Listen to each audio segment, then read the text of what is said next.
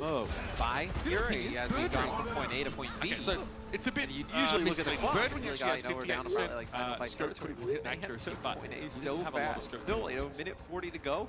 That's kind of the issue there. 3 fights here for Florida, Small sample size. how fast they But Sire playing much more scope for the There's the hook. This should be a kill. Actually looks reasonable there. Immortality killed broke down. It's just the biotic grenade there from Benoit, and you secured the kill on Fury though. Chris gets the Maybe also kill implement removed, state- and Fury goes down. Gargoyle whole hogging now. Gesture and a boost, but kind of caught there by the looks of things. Prophet just disintegrate. I don't even see his model go flying.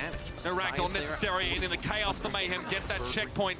They get themselves that extension too. 2 minutes and 40 to work with you, man. Now you're starting to see some teamwork really. What the hell? Gargoyle and Fate.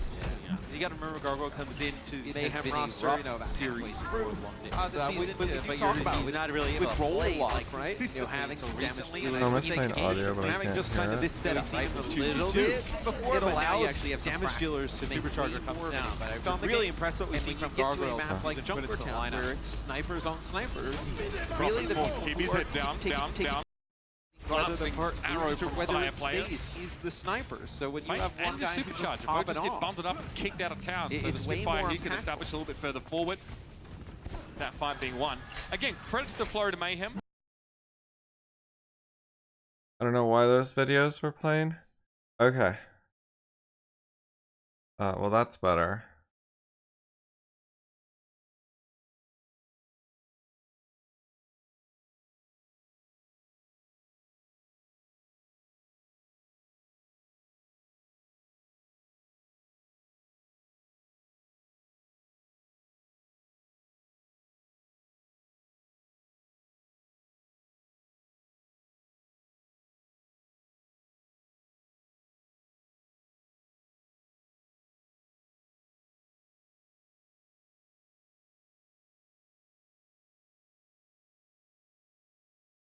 Just doesn't know what he's talking about. This is sometimes called the hypothetico-deductive approach because you have hypothesis and then you use deduction to look at the implications, the logical implications of the hypotheses, and then you see if you can get any data points that contradict them or not.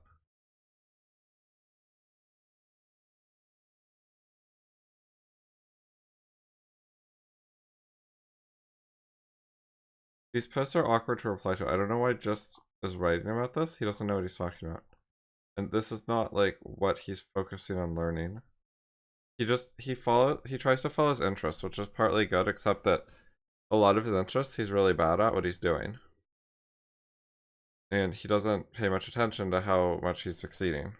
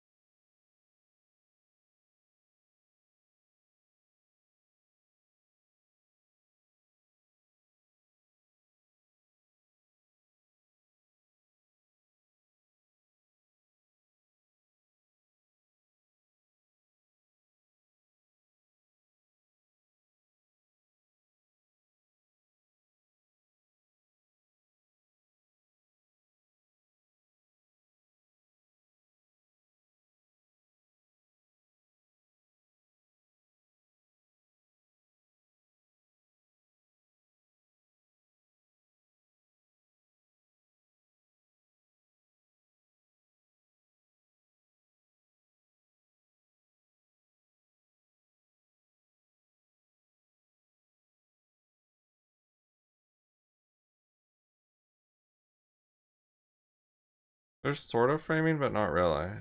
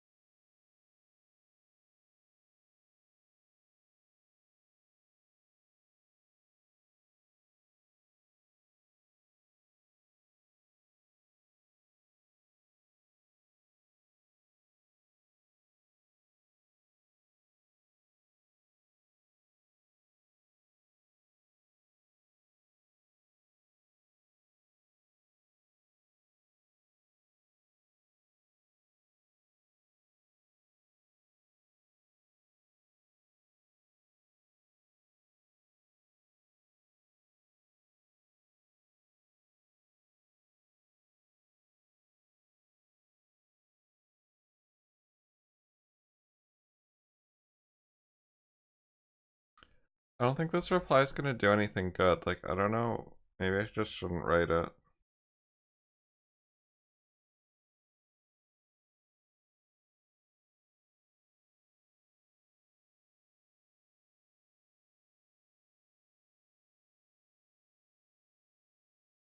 Maybe I should reduce it to like one sentence.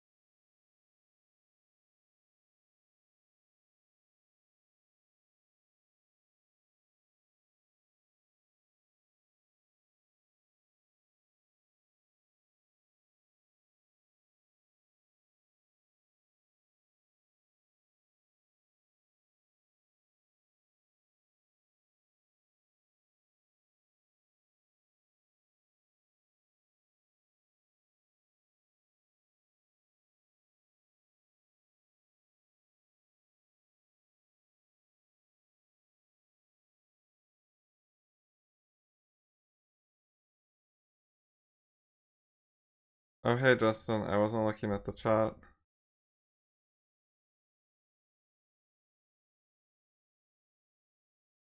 You can post stuff where you'd be surprised if you're mistaken by the use of framing. For example, you can say you were practicing something. Practicing is not a mistake, even if you do it wrong.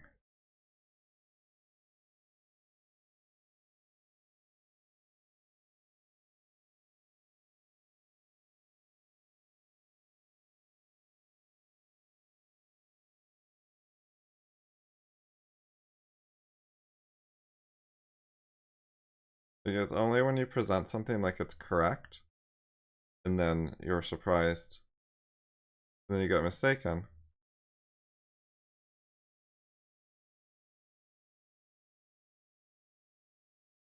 You shouldn't present something like it's correct if you think it's probably not correct. Like, thinking it's correct is like being surprised if there's a mistake. If you wouldn't be surprised there's a mistake, then that's like you already know it's probably wrong, so don't present it like it's correct. Don't just say it in a normal standard context, because the default thing is when you say a sentence, you think it's true, you have a reasonable belief it's true, you have some knowledge of it.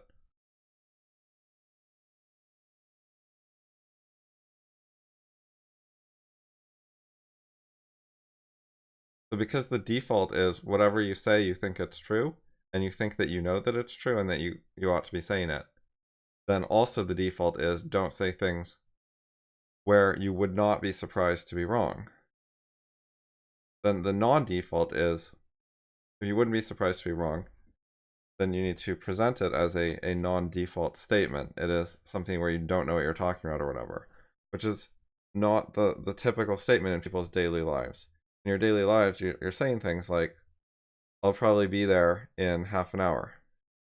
You don't mean exactly half an hour, but you mean like roughly half an hour. You have an idea of how long it'll take to drive there or whatever. You know, Apple Maps told you. So you'd be surprised if it was a 3-day trip. You know, if you just didn't know what you're talking about and you're totally wrong, that'd be like really surprising. You'd be like, what the fuck? I thought it was a half-hour drive and it was a 3-day drive. How did that happen?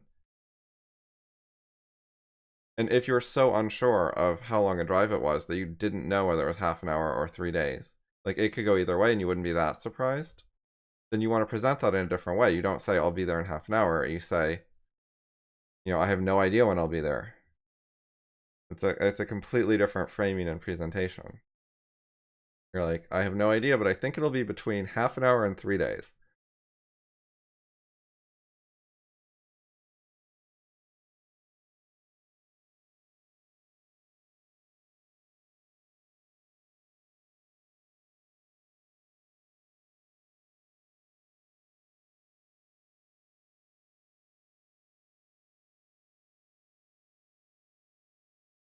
So in this just post, well, the previous one, not the one that's selected right now,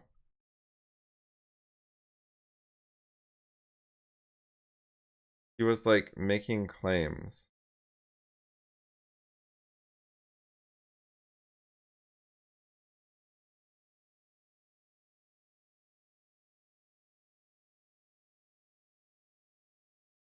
Like, okay, take this sentence.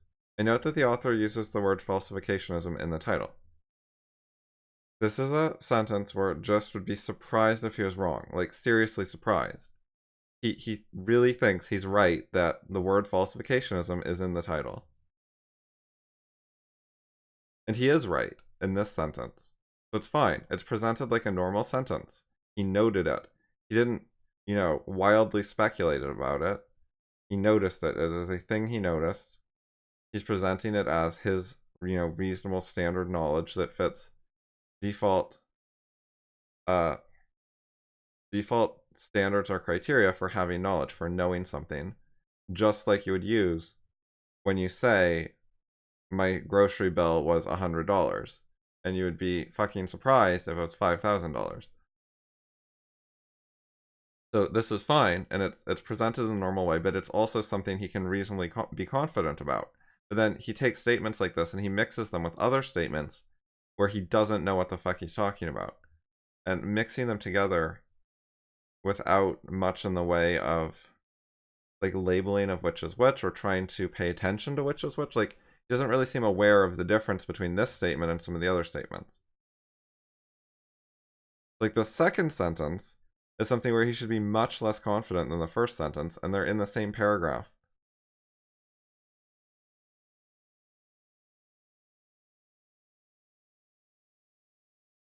Like the second sentence is confused. Like, why was demarcation brought up at all?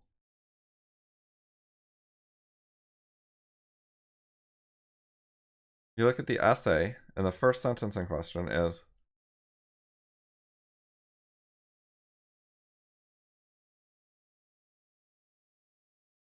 oh, it actually brings up demarcation. This is so stupid. So normally when people talk about, quote, falsificationism, they use it as a synonym for critical rationalism. And it's supposed to be a method of creating knowledge, of figuring out which ideas are good or bad. Not the demarcation criterion, which no one ever calls falsificationism. And this author is an idiot. I mean, the primary thing, I guess, is that he's ignorant, but he's also overconfident, disinterested in criticism, etc.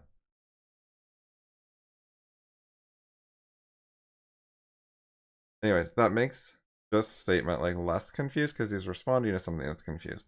He did not, however, quote it And he talked about the title. The title is why falsificationism is false. And if you're only going by the title and the text that just quoted, you're like, why is just talking about demarcation? He seems confused. However, if you actually read the article, it's different. So, but just is screwing up here. Like, he doesn't know how to respond to a blog post. He doesn't know when he should quote things. He doesn't know how to refer to things properly. Because the topic sentence of the paragraph is talking about the title, but this, if this is supposed to be a reply to the title, it's confused. And just says this without argument, without reasoning. Like, I've said this before. He's just copying something I said, but he has no right to this idea because he doesn't know what he's talking about. Why doesn't he use the quote I use?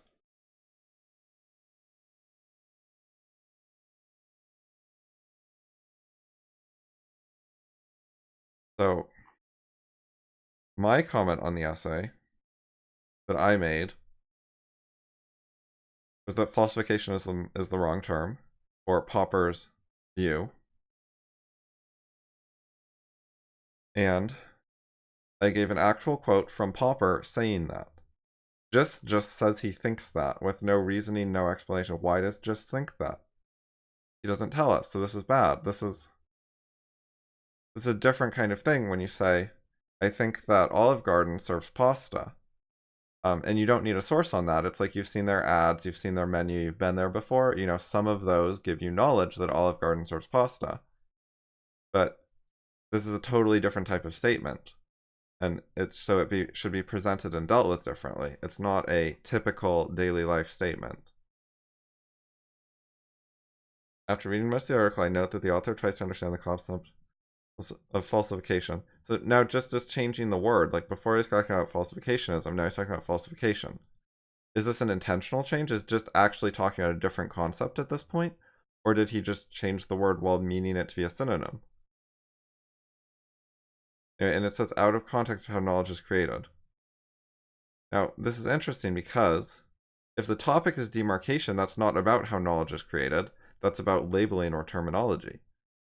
If I remember correctly, the original article, not just, confuses the two things. The demarcation issue and the philosophy of science issue of how science works and learns and so on. Because demarcation is just literally about how should we use the word science and non-science? What should we call science and what should we call non-science? It's just terms. But the much more interesting issue in general is how science makes progress, how it creates knowledge. So I think both the original post and Gist are mixing up the two issues and like having trouble keeping track of them or something. So there's a lot of things going wrong here. And then the part about deduction is worse. And then some parts were better, I think, if I remember right.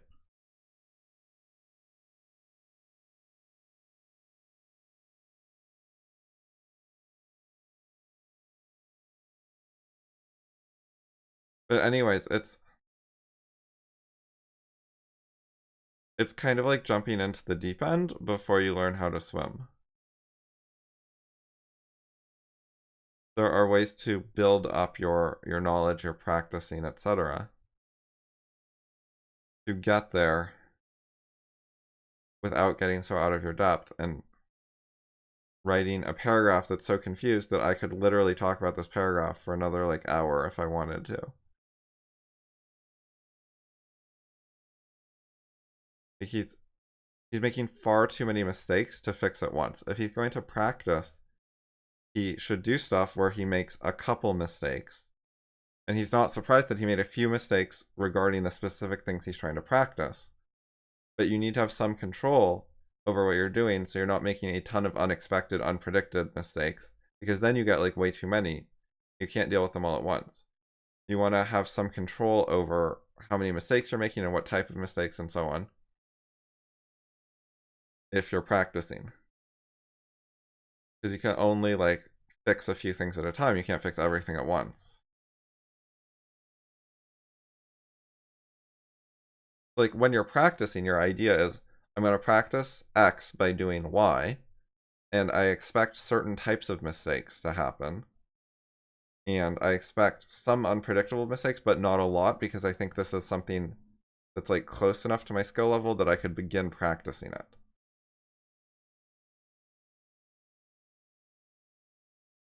And if you're right about that, great. And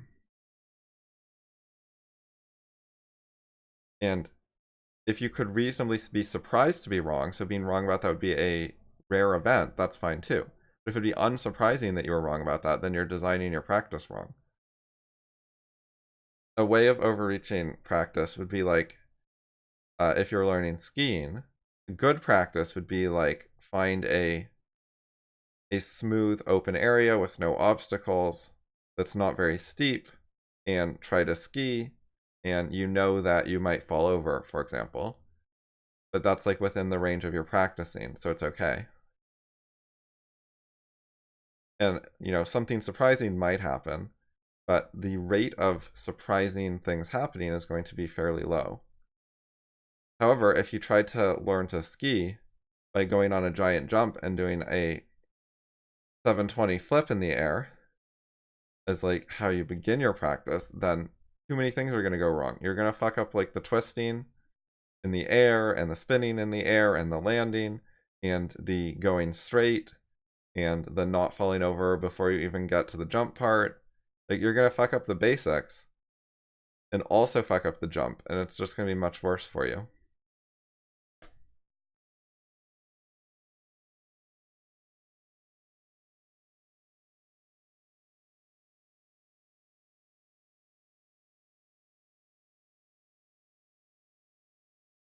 Yeah, people lose motivation with 5,000 steps of practice. That is totally a thing. However,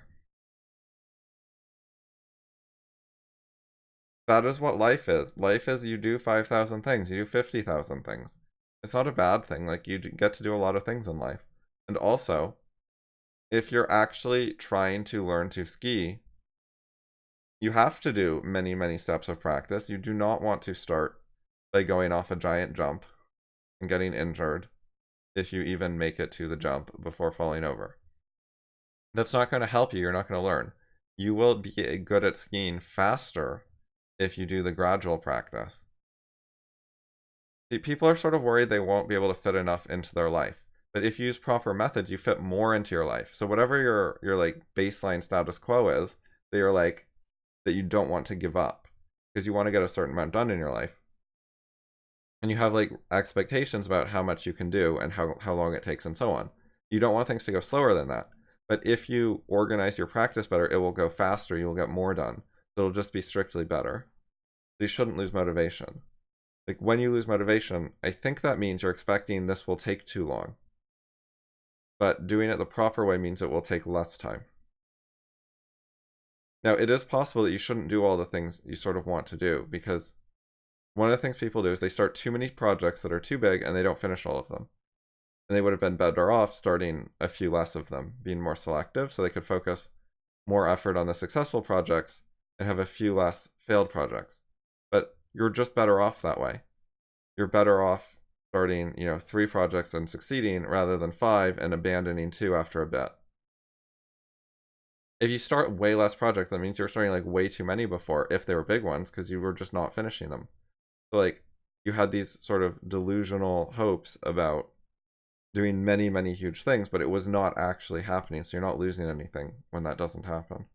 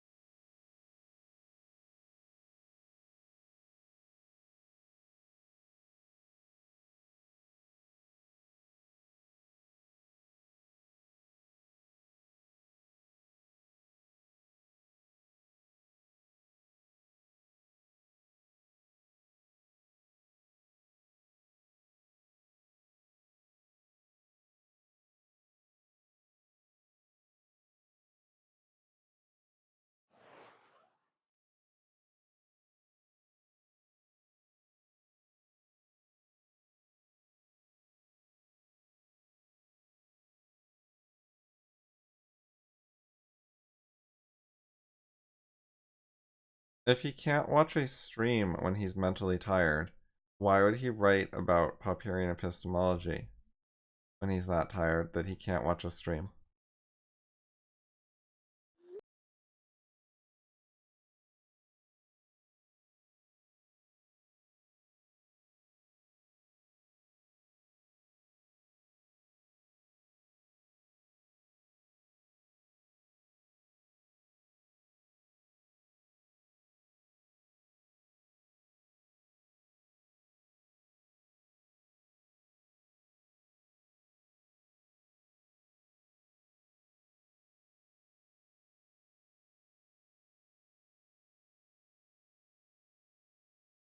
This is a bit ambiguous. It's not important to the post, but I'm gonna explain it because I think it's interesting.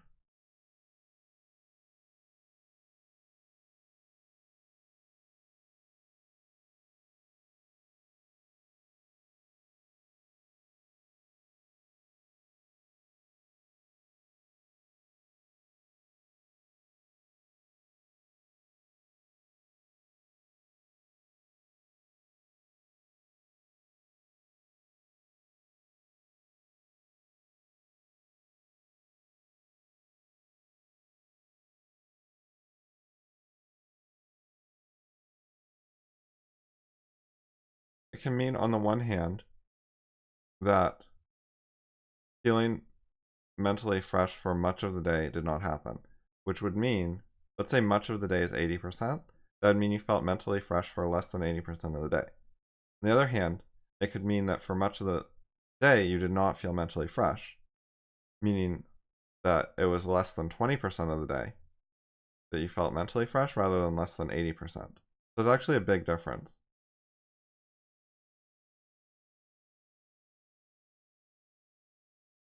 When people write something like this, normally they mean you would expect them to have felt mentally fresh less than half of the day, you know, towards the low end, not the high end. So I think it's the meaning that's more aggressively feeling bad is the intended one.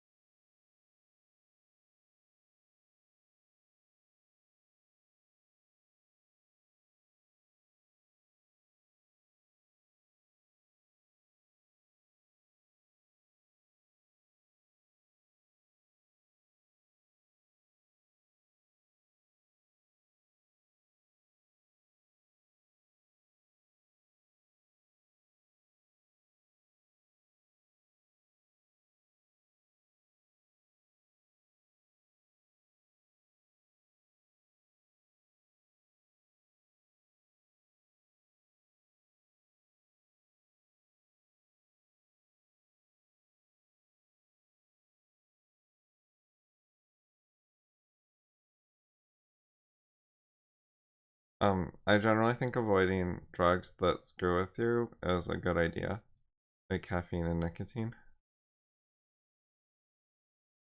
and alcohol and marijuana.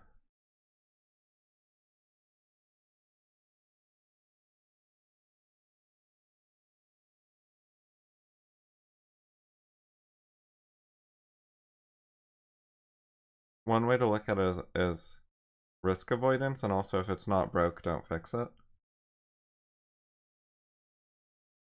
Like, we take drugs as medicine when something is broken. That's important and worth the risk, the side effects, the not fully understanding what the drug does, etc., etc. But I would generally say don't take those things without much of a reason. It also depends on dosage. Like, sometimes I drink tea, so there's some caffeine in that. Sometimes I drink sodas that have caffeine in them. I'm not trying to get caffeine as a goal, like people who drink coffee frequently are. But I'm not like strictly avoiding it either.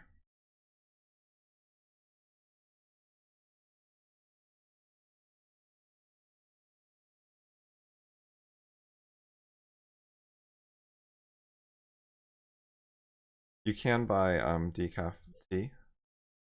And if you like tea, I'd say in general, that's probably better. Decaf tea though, is same with coffee, it's not 0 caffeine. But it is quite low, I think. I think actually it depends somewhat on the type of tea and the decaffeination method.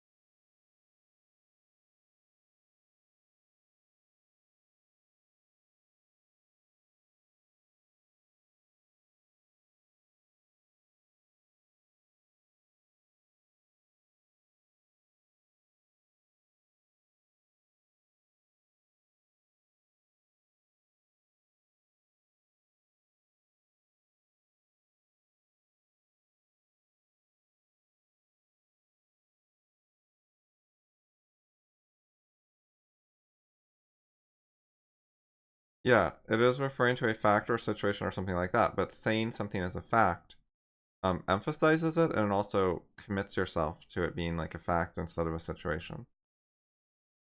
So like explicitly stating that kind of thing, it is in the ballpark of the implied meaning, but when you explicitly state something, you often change the meaning a little compared to what would have been implied by default.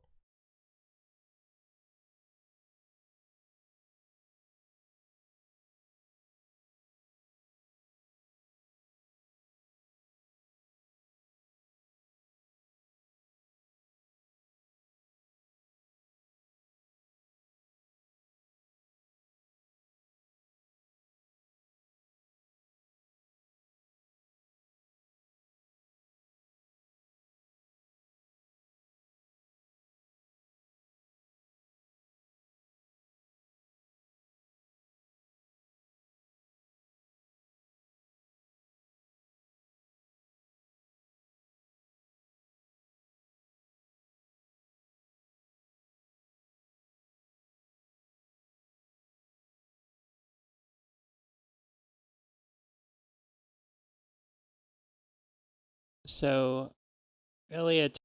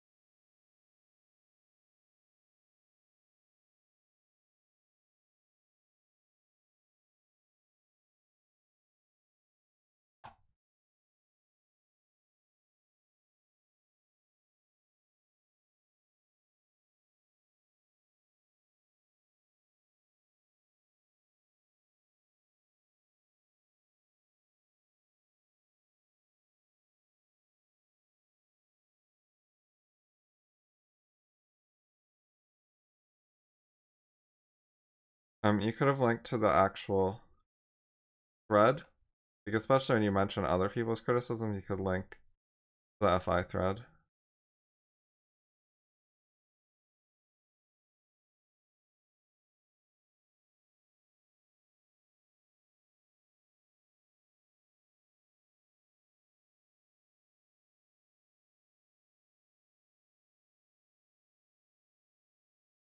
Temple pointed out that so Ilya Temple pointed out that this post on Reddit exists. I guess this is the Sam Harris subreddit, and this person says that they emailed David Deutsch, who is the person who wrote.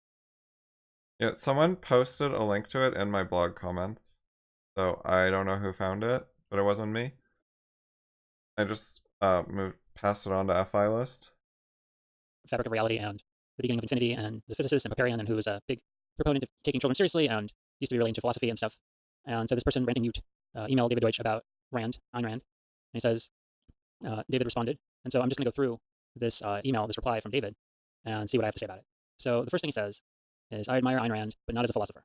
So this strikes me as David sort of trying to bury the attack a bit with some initial niceness, like, or superficial niceness. Like, he's not saying, Ayn Rand sucks, I don't like her philosophy. It reminds me of how Luli opened by saying she agreed with the spirit of the thing she wanted to shit on. Something like that. Or just even like, I do not admire Ayn Rand as a philosopher. Like this ordering, I think, is significant, because I'm trying to make it difficult to disagree with David, because if like you take offense to this, and I mean offense in like an intellectual way, like you have a strong reaction to this based on your judgment of her philosophy, then maybe that comes off as weird to like third parties, because hey, David said he admires Ayn Rand, just not as a philosopher. But like that's what she was, and that's what she carried herself as. Like both it was factually true, and it's what she purported to be. So this is sort of accusing her of fraud in a way, and I think this is engaging in some social niceties. And then the next part I think is really interesting. So I just wrote. Yeah, it's kind of like saying I admire Michael Phelps, but not as a swimmer. I think that guy was a swimmer in the Olympics. Or I admire Tonya Harding, but not as a skater or something.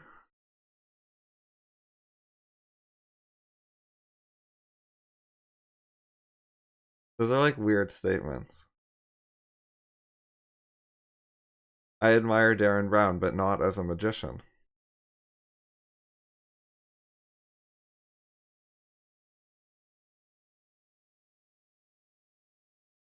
I admire Donald Trump, but not as a president, author, or reality TV show host, or businessman.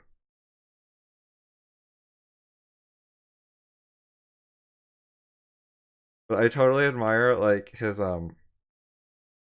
orange face. Like he has very good tanning spray.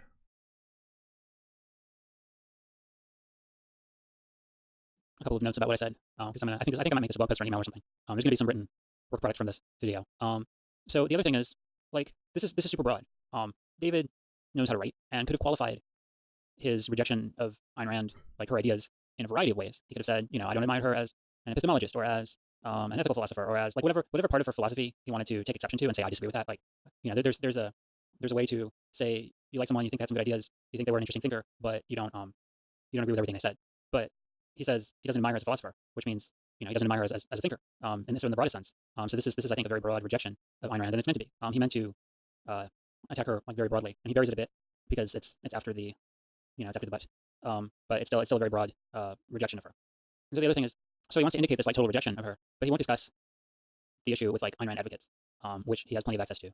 So, and he's replying to somebody's like random email instead of doing like intentionally public writing that he could get criticism on. If he wanted to take a philosophical and rigorous critical approach to his ideas about Ayn Rand, that's what he would do. But instead he attacks her in private emails that get passed along and Reddit threads. So, okay, so I think I'm done with my thoughts on the first sentence. The choice of venue is interesting. He doesn't blog like much of anything. He used to. He had the blog Setting the World to Rights, and he posted to public discussion forums with archives and web links and so on.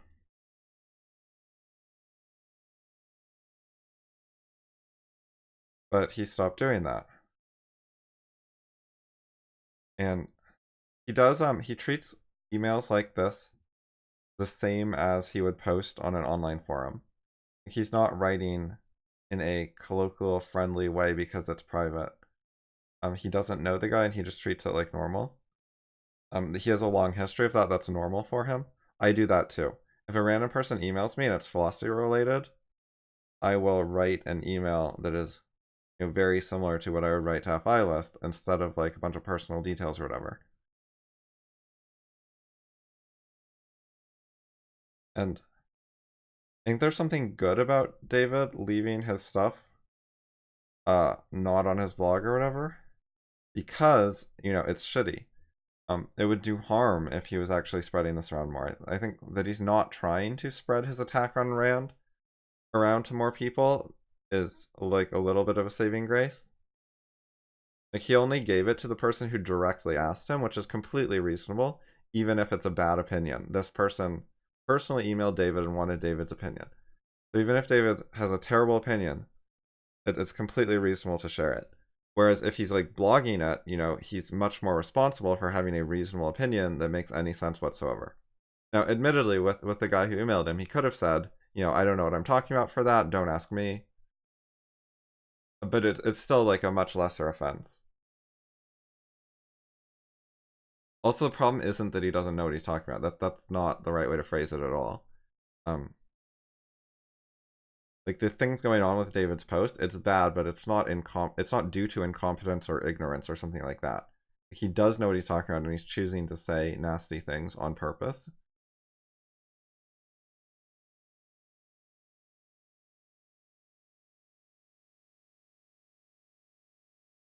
By the way, something I think is notable that no one has talked about yet that I've seen, although, you know, I'm not that far in Justin's, so he might, is this ranting mute guy wrote a follow-up comment. The original, he just gave the quote, you know, with this bare intro. But here is the follow-up comment from the same guy. And he says, I recognize truth and insight in some of Rand's critiques. So he asked David this because he had a positive opinion about Rand. He saw that she had said good things. And then he continues, but incorrectly assumed it meant her philosophy had merit. So David has successfully put this guy off of Rand and like convinced the guy to stay away. David's message was effective at alienating the person from Ayn Rand. Oh, okay, you noticed this? That's good. Yeah. So, and this is within the range of intended goal effects of David's email. So he can't predict the exact effect it's going to have on someone. It's like there are many different ways the person could react. But there's like a range of expected or targeted reactions that David is going for and would be unsurprised by and are like the kinds of things he wants to happen. And this is well within that range. It's not like a freak accident. There's a significant amount of intentionality here.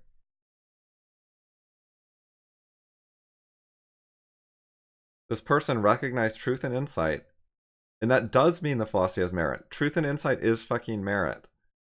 Hopper gets stuff wrong. Everyone gets stuff wrong. David gets stuff wrong. That when you have truth and insight, you know, if some of your stuff is really good, even if you got other stuff wrong, that would be a philosophy with merit.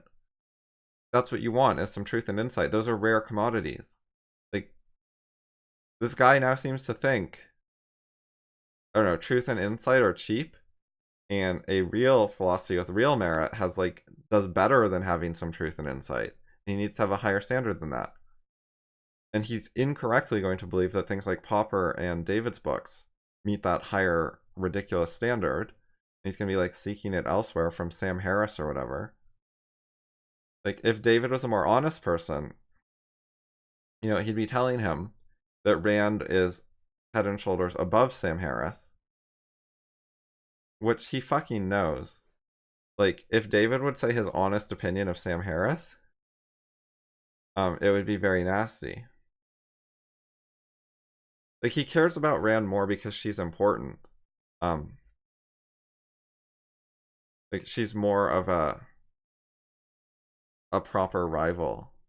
You know, Sam Harris is terrible, but also basically doesn't matter, in David's opinion, that he doesn't want to say.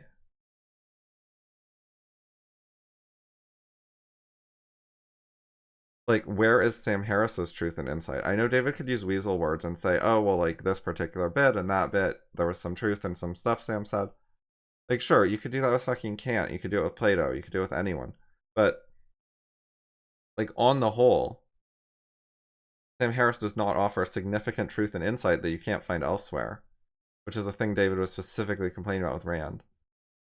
And he offers a lot of, like, falsehood and misleadingness, and, you know, he's a major advocate of what David calls explanationless science and criticizes in BOI.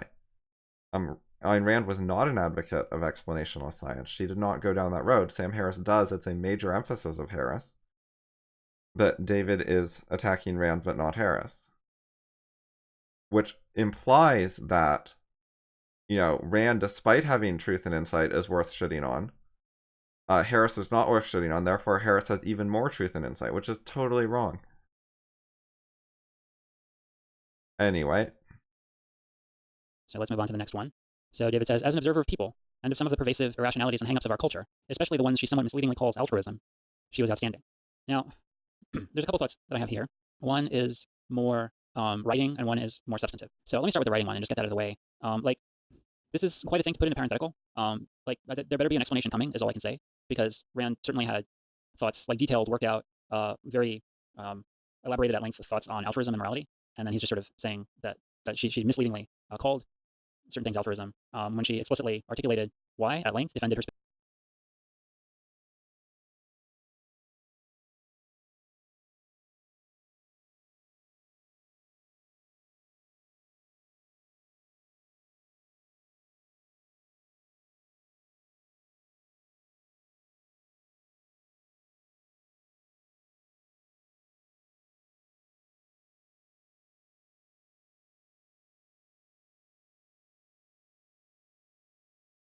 Here is some of that elaboration. David is well aware of the existence of this text, or at least he used to be. If he forgot, that's on him.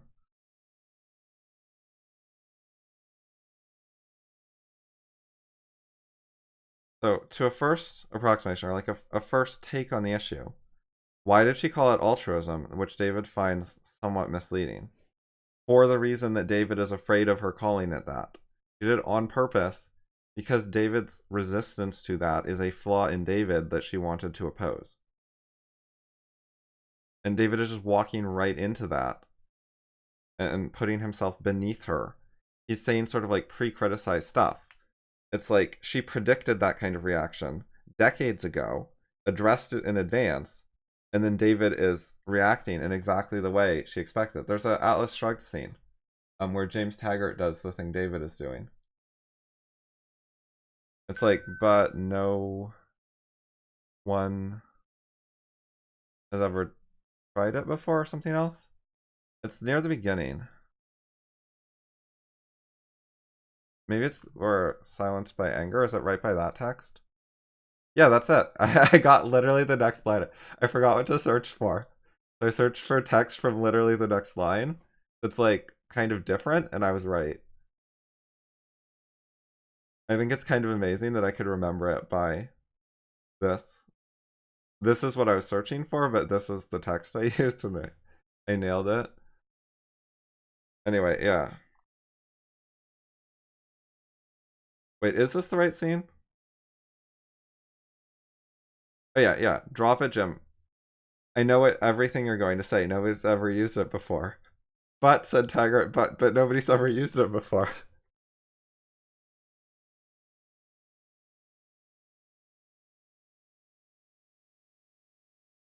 So, Rand to David, I know everything you're going to say.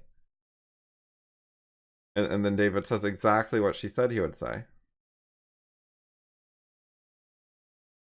And he does not, in fact, elaborate or have some better comment than this. You know, he doesn't...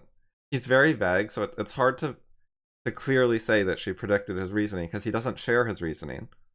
But, you know, he appears to be in the ballpark of what she predicted. And he's not giving anything further. And I have, you know, an extremely large amount of additional information besides what David wrote in this passage. So if he had substantive criticism of this particular point, I would know what it is already. He would have told me years ago. So,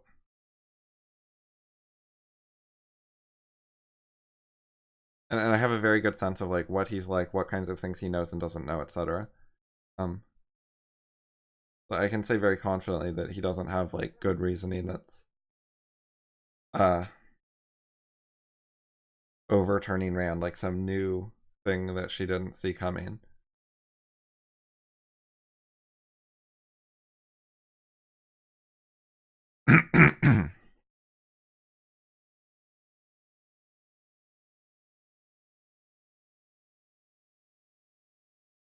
Right. I mean, he certainly didn't when I knew him.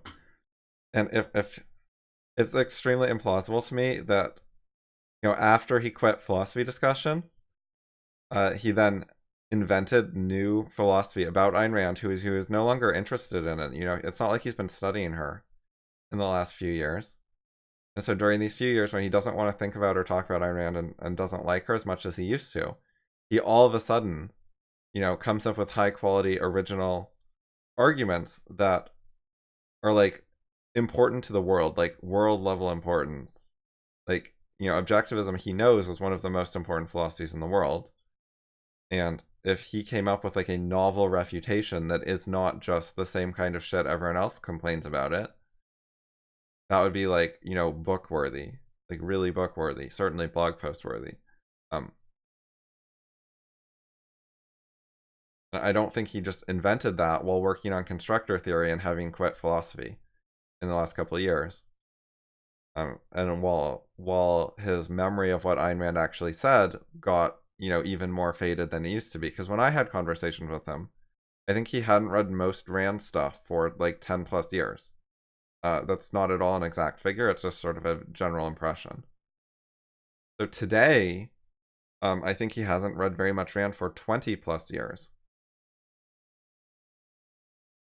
And I really do not think that he's, you know, boned up on Rand and been reading a bunch of Rand after quitting all the discussion forums with the people who actually like Rand. Which is the kind of thing you would really expect from someone who's actually going to come up with a serious, important, novel criticism of Rand, instead of just walking into saying exactly what she knew in advance was what her opponents think. Which is covered in this specific case in the VOS introduction. And it's just introduction. The book opens with why did I call it the virtue of selfishness, which is the same issue as the altruism issue. Like, she's pro-selfishness, anti-altruism. They're literally flip coins of the same point. Flip sides of the same point. Two sides of the same coin. I mixed metaphors. Specific use of that specific term. So that's one problem. So I'm just going to be, I'm trying a bit of a different video strategy this time, at least with this video, where I'm talking out loud and then sort of forming the thought that I want to say in speech, and then I'm going to pause the video while I type stuff out. So I won't say that I'm doing that from here on out. You'll just, like, the video will pause, and then, you know, you'll just see some writing appear on the screen. And this is sort of my alternative to using certain silence removal methods. I'm just doing the silence removal essentially manually as I go, to the extent I can, using hotkeys to pause and restart the video. So our culture does have, of course, pervasive irrationalities and hangups of all sorts, which David has written about in terms of memes. And the overwhelming majority of people do not think about them much, do not even notice them really, don't really observe them, don't criticize them, don't challenge them, don't think about how some of the things they believe contradict other things, don't consider better ways to be, better ways to exist. They lead the unexamined life. Now, if you are an observer, if you can successfully note and talk about the pervasive irrationalities and hangups of our culture, that indicates some philosophical skill. They're pervasive because there are certain ideas that are good at creating blind spots in people and getting passed on. So it's a real... Right, they wouldn't be pervasive if they were easy to see through and refute. They're pervasive because most people do not see what's wrong with them, don't understand them, don't realize they're happening, etc. So if you understand a pervasive error, then you're doing better than the vast majority of people, which makes you a good philosopher. Impressive, creative, powerful act of the human mind to notice and be able to criticize some of these, and note that he doesn't just say that she was okay or she's pretty good. He says she was outstanding. I don't know if this is like social praise where he's trying to, you know, lay it on thick before he attacks her again, like he was doing this stuff at the beginning. But to be able to observe the pervasive irrationalities and hangups of our culture to an outstanding degree is a skill. And what sort of person has that skill? A thinker, a philosopher. So I think that essentially David is already contradicting himself in a way, because he says he admires Ayn Rand, but not as a philosopher. And I think this is supposed to be the reason, or the beginning of his explanation of the reason that he says he admires her, and yet the very thing that he's submitting into evidence as the basis for his admiration is something which requires philosophical skill. One thing I think is interesting here, by the way, is because I really focused on this part, but David actually puts people first, and I think that's interesting because Ayn Rand, I mean, she was a great observer of people, and her characterizations, particularly, like, her characterizations of her heroes are great, but her characterizations of her like, you know, like the bad people, I didn't even want to really say villains, because I mean, there's like one real villain, I guess. I'm thinking of Tui, but a lot of them are just, they're just sort of crappy people. But anyway, like, she really does understand and get certain psychological motivations of people to an incredible degree. But I think the order isn't quite right here, because, like, I guess I'm sure she saw some people doing stuff that didn't make sense, and then thought of reasons why that might be, but it's like, it's the thinking, like she figured out the principle, like, what Rohr calls the principle of the dean. She figured out the principle of various types of people through philosophical reflection, and then went back to the people that she observed in reality and was able to figure out what was going on there. So it's ordering, but by emphasizing the people, it's sort of downplaying the philosophical analysis element because it's putting the people first. And again, like I want to be clear, she wasn't just an observer of people. See, even the word, right? Even the word is significant here because observation is not quite right. Like she did observe, but she didn't just observe. She explained people. She was an explainer of people. And I think that is not a word that Didi would want to use here, even though I think it would be more accurate because it would bring tension. It would bring the tension in his analysis where he's trying to do some praise of Rand for something that requires philosophical skill while also trashing her as not being a philosopher. It would make that contradiction more clear, I think. All right, on to the third sentence.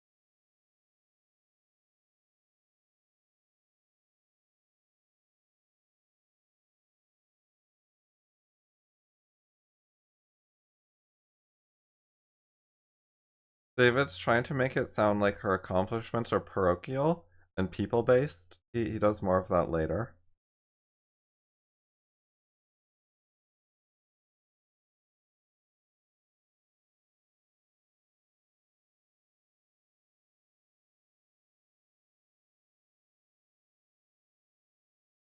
He tries to present her as more of like a psychologist than a philosopher.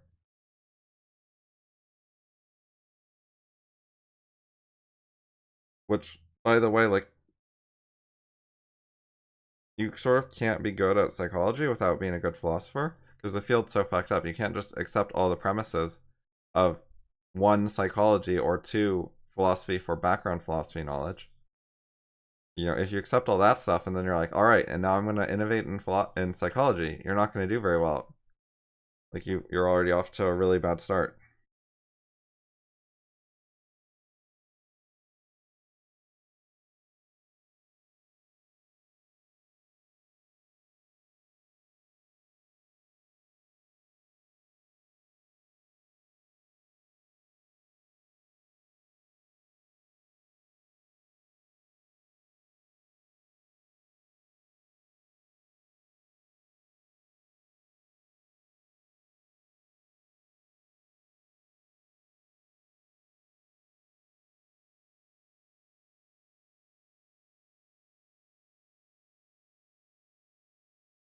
Yeah, it helps less with boxing, I agree.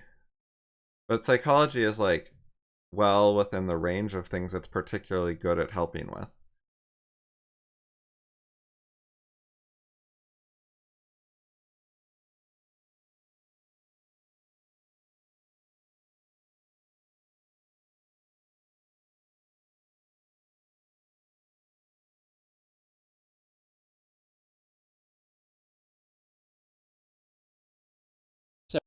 So even the word is significant here because observation is not quite right. Like she did observe, but she didn't just observe. She explained people. Oh, and by the way, explaining is not quite the thing she did. I mean, she did explain, but I think what you want for a word here is more like an understander of people. Which observing is sort of used as a synonym for that, but it's not great wording. But yeah, it's like the primary or first accomplishment is to understand people. A lot of people observe people without understanding much. It's observing plus understanding that's like notable. And then explaining it, like writing about it, is a further thing.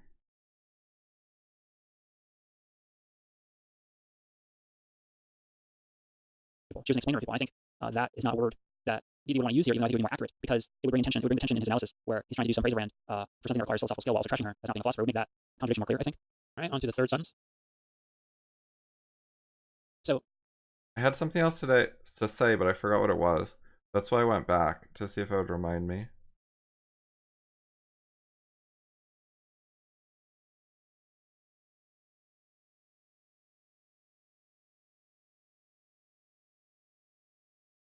David says, as a polemical writer criticizing these irrationalities and exposing the harm they do, she was excellent and persuasive. Again, same as before, to be able to criticize irrationalities that are, what do you say? Oh, I have it right here. Irrationalities and hangups of our culture that are pervasive, you need philosophical skill. And to expose the harm they do, again, that's not something that's apparent to a lot of people. The harm of pursuing a second-handed life, the harm of living your life for the sake of others, the harm of putting altruism into practice at the political level, and the destructive effects of doing that on society, on the economy, all not obvious stuff. This is all stuff that requires thinking, a thinker, philosophical skill. And again, I find it so interesting that, again, at the top, I admire Ayn Rand not as a philosopher, but she's in an outstanding way observing these irrationalities and hangups, and in an excellent and persuasive way criticizing these irrationalities and exposing the harm they do. Like, this just seems very contradictory to me. because I don't think that David has like a very narrow, technical, academically oriented definition of what a philosopher is. So he should know the things he's describing are the activities of a philosopher, of a thinker. But yeah, he's framing it like this is his long, introductory praise before he explains why Ayn Rand sucks, presumably, as a philosopher. So it's just weird. It's an sense. And her optimism and pro-human stances are refreshing. He's not using his own standard conception of a philosopher, unless he'd managed to change his view of philosophy over the last few years. He's using the mainstream one to help smear Rand. Like, he's taking advantage of common ideas in our culture. See, from Rand and his own observations and so on, he's learned what people are like, what their common irrationalities are, what their hang-ups are. It's not just Rand who knew about that. David knows a lot about that. He knows a lot of what Rand knew about it, and a lot of his own stuff with static memes and building on Popper and so on. So overall, perhaps he knows more about it than Rand. Because, building on giants or whatever, but also he was a great man. And, he invented taking children seriously. Like, that is a huge accomplishment sort of in the area of understanding irrationalities and hang-ups of our culture. Like, what do parents do to kids? And, Rand knew something about that, but she didn't emphasize it and focus on it a lot. Like, she wrote some things about it and they were good, which is amazing because most people who dabble in it fuck it up so fucking much. But David didn't dabble in it. He focused on it like a lot. So he's really good at this stuff. So in that context that David is good at this stuff, he knows how to fuck with people. He knows how to take advantage of their concept of what a philosopher is and play on that, even though it's not the correct one and not the way he would normally use the word himself while writing his own books or something about his positive ideas. And he does a very similar thing again later when he brings up the issue of originality.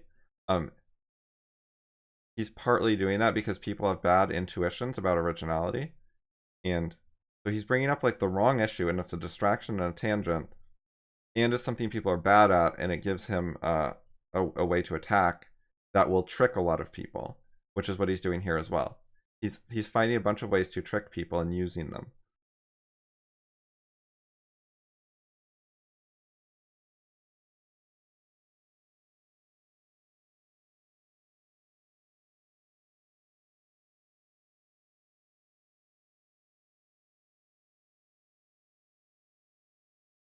Getting some of the links in chat, so they'll be on the chat replay on this video, and so the viewers can find them.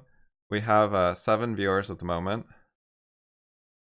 so feel free to say stuff, people other than Justin.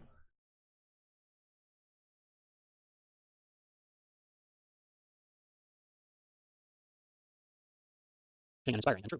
And that's fine as far as it goes. That's a bit light on details. I mean, the whole thing's a bit light on details so far in terms of actually engaging with what Rand.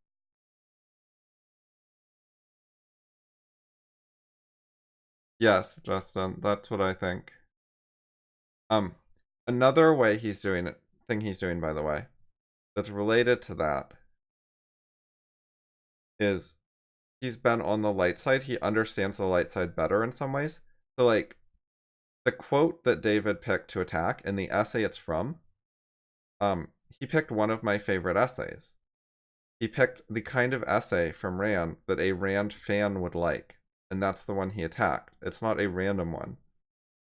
Whereas Sam Harris wouldn't be able to do that. Sam Harris could not guess which Rand essays are my favorites. Which Rand essays are like the more important ones. Whereas David actually knows that from when he was a fan of Rand.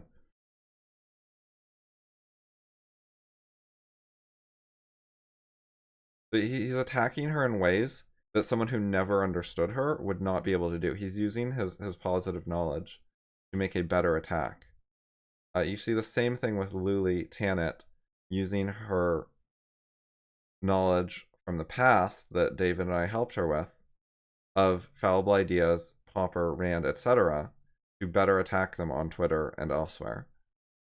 And now we see some of the same thing from David, which is sad because he normally doesn't do a lot of that. He doesn't write a lot publicly, and his tweets are nowhere near as bad as Luli's. Most of them don't do this kind of thing, whereas Luli does it routinely.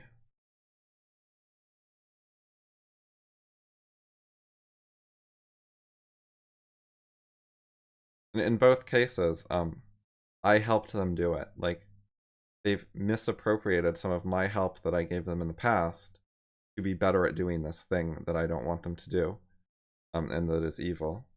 I played a role in that.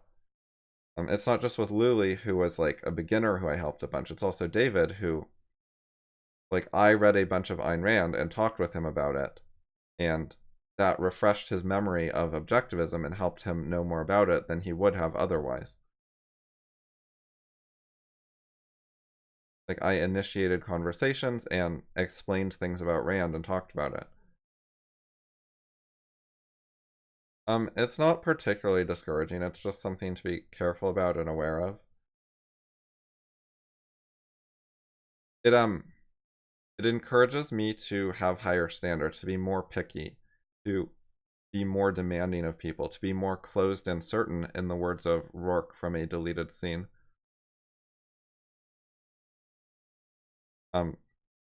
It encourages even more going in the direction of, you can come to me if you want to, but limiting like outreach to people who aren't that into it. Those things are not perfect at all. Certainly they would not have filtered David out. They certainly could have filtered Luli out more because she did not write enough emails. She did a lot of like private discussions, and so that's a bad sign.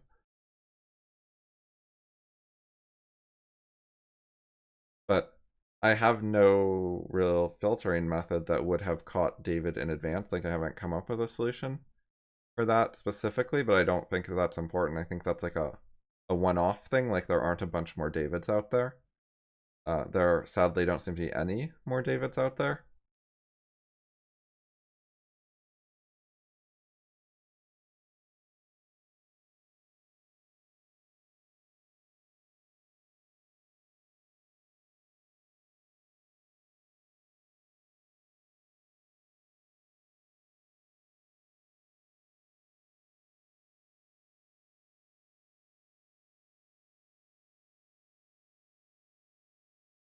By the way, something people don't understand when they read something like this is every single fucking word has intentionality in it. It has design. It has knowledge.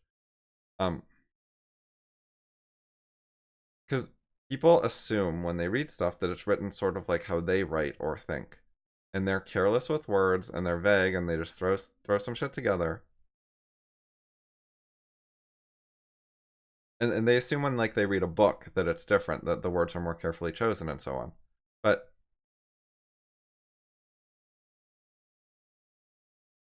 and that's all normal. But David is so good, so advanced, that he can write, you know, instant messages in real time that are vastly more precise writing than almost any author. He has such a lead that his casual writing has much more knowledge in it than most people's highly edited writing that they spent years on.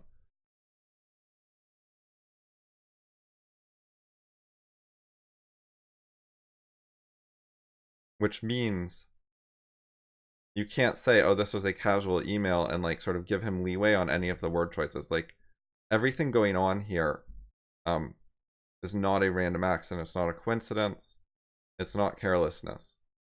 He has like writing policies. He has so much experience writing, and very like carefully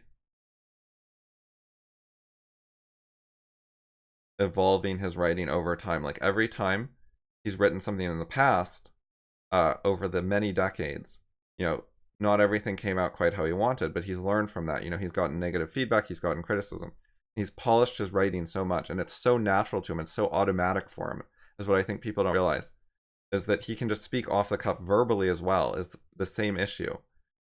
You can just ask him a question out of the blue, and in like 2 seconds, he can be verbally telling you an answer that is more polished than Sam Harris could write in a book. Or Steven Pinker could write in a book, or people like that. That's like the caliber of thought that goes into his stuff that he can do on autopilot.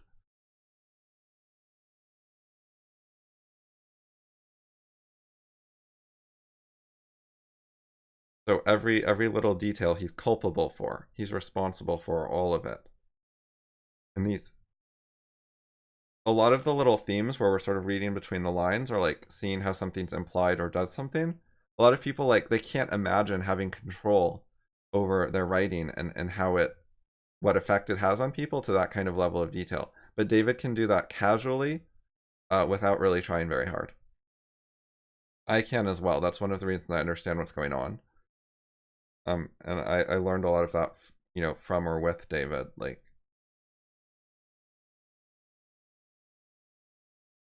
I've had many experiences where I look back at my previous writing and it already took into account factors that I was not consciously thinking about. I didn't think to myself, okay, I have to take this factor into account. What happens actually specifically is I write an argument and someone replies, but like say it's 2 weeks later or something, so I've forgotten exactly what I wrote. And they reply as if I hadn't like neglected a certain factor or something. And when I read their reply, I don't remember intentionally, consciously taking into account that factor. And so it seems plausible that they caught me in an error. But then I go back and I read my original text, and I absolutely did take that factor into account, and everything's perfect, and not a single edit is needed. That experience has happened to me over and over, and it happens to David all the time. His autopilot is so good that it factors in all kinds of things that he has thought about at some point in his life, but he's not consciously thinking about while he's talking. He doesn't need an editing process where he makes a list of like every important factor and then checks that he's gotten them all right. So many of them are just automatic. And that gives him very detailed control over what he writes and what effects it has. He's able to write in a very nuanced way that takes into account so many things and is very multitasking, like multi-purpose writing that has many themes at once, and he's controlling all of them. Other people, by the way, they have many themes in their writing. There's many like social pressures and stuff. It's just they're not consciously controlling it, and like they never consciously controlled it. Like they didn't design it in the past as a conscious process, whereas David, all the themes in his writing, well, not all of them, but many of them, including the ones we've been talking about, are things that at some point in the past he developed that. Like he put some work into being good at it or whatever. Whereas a lot of people with their social pressure and stuff, I mean, they did put work into it in the past. Like you have to learn social skills. You have to learn for how to be passive aggressive or sarcastic or whatever and hit just the right tone so it's socially calibrated. But it's a different kind of thing. Like David learned these things via philosophical study and like making choices about what to be. Whereas people with social stuff, they're sort of falling into the memes and getting indoctrinated and they don't really realize what's happening.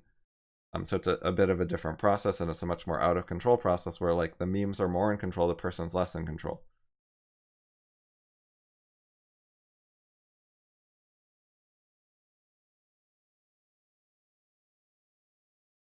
One of the good things about David writing in a kind of stuffy way, he's using like overly large words and it's overly complicated. And in general, that's bad. And you know, it impresses people, it intimidates people. You know, people like Feynman tried not to do that and put work into not intimidating people, and that was good and virtuous. And he ought to be more like Feynman, who he's well aware of and has read and so on.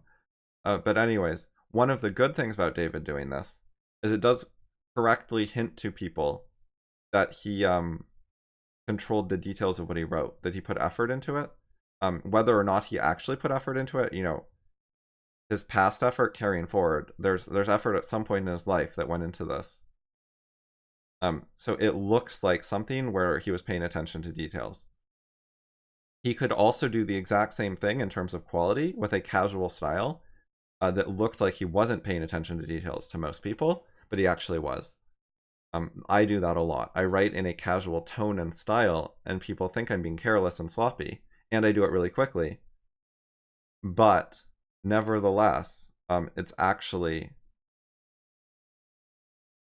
dealing with many philosophical issues correctly, because I put the work in the past to take them into account.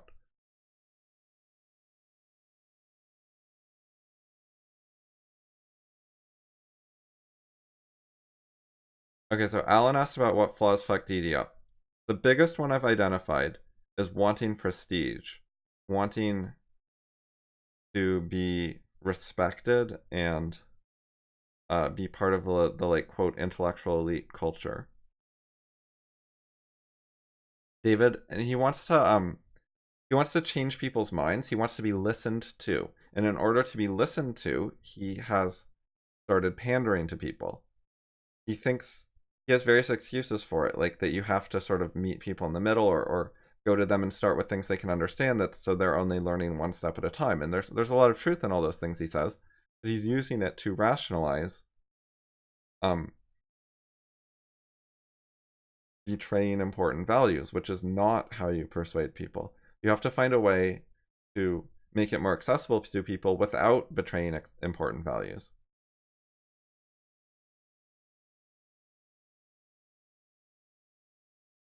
So I think the combination of spending decades in an irrational society where basically approximately no one was really listening properly, like David was making all these really important arguments, coming up with great ideas, and you know, society was not responding appropriately. His book did not sell millions of copies as it should have. And even people who read it and like it and are, you know, famous and influential, like Sam Harris, they don't actually take it seriously. They don't actually learn the ideas. They don't really change much. And David wants to have like more influence and to get more attention and get to people to actually like study it properly and so on. And he's, you know, fed up with all these stupid people who make stupid arguments and they're so illogical and so on, you know. And like a lot of people listening to this probably sympathize with that perspective. Like they've seen a lot of stupidity in the world. They've seen most people are much stupider than them. Like my audience is smart people who are way above average. They're often the smartest person in the room.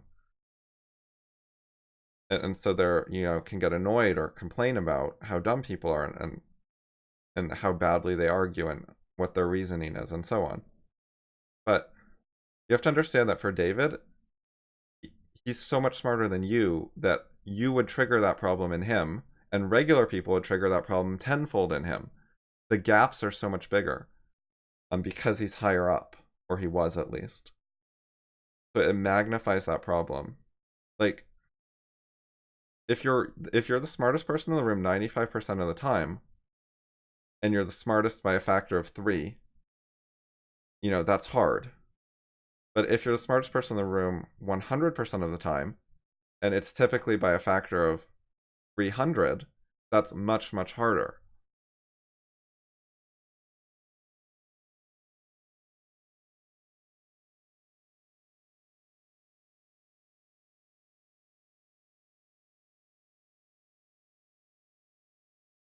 There's a wonderful Alice Shrugged passage about this problem.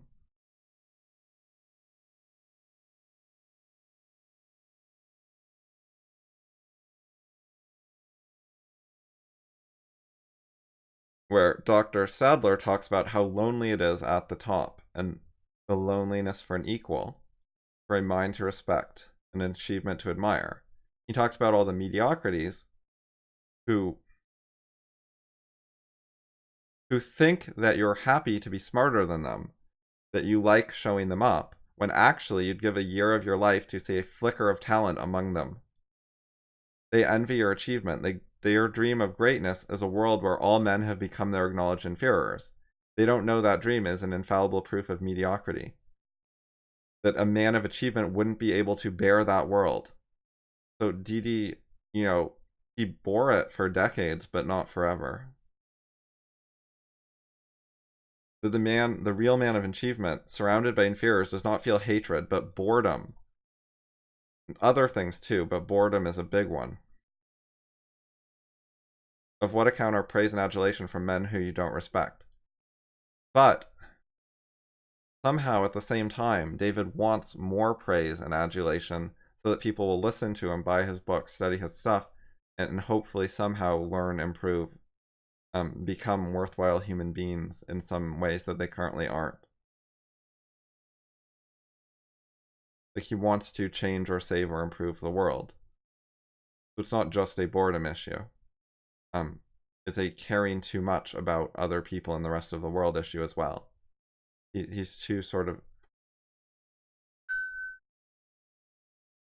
He doesn't quite have the appropriate distance. Like, Ayn Rand said that something like, if she hadn't gotten The Fountainhead published, if the world had said, no, we don't want it, she just would have gotten a menial job and done her own thing and lived her own life and been happy on her own terms.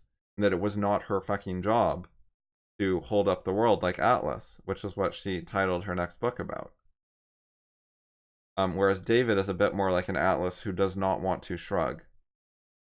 And if fucking killed him, it was too much to bear. And one of the things you have to understand about David is he was already in big trouble before I met him. This is a very old problem. I think that he would have quit philosophy 10 years earlier, maybe more, if not for me.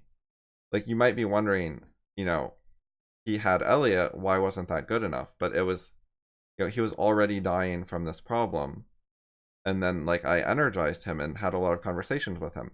And it made things a lot better for him, but it wasn't enough all on its own to solve the long-term problem. If it was just me and everyone hates me, you know, except for Justin and Alan and FI people, but, you know, if most of the world, he saw how people were reacting to me. So to some extent, he saw that I was doing great work, that I was very energetic, that I was putting out a lot of content, and the reactions were not the reactions he wanted for his life. See, I don't care that much about the reactions I get because they're not primary. Like, I care, but they're never the number one issue. The number one issue is doing my work my way, like Howard Rourke. I care about the ideas. I want to understand things. I like to write. What other people do with it, whether I have an audience or not, is secondary. But David is a bit second-handed. He's not especially second-handed. Like, you know, he's better at it than most people. But he has a bit of it.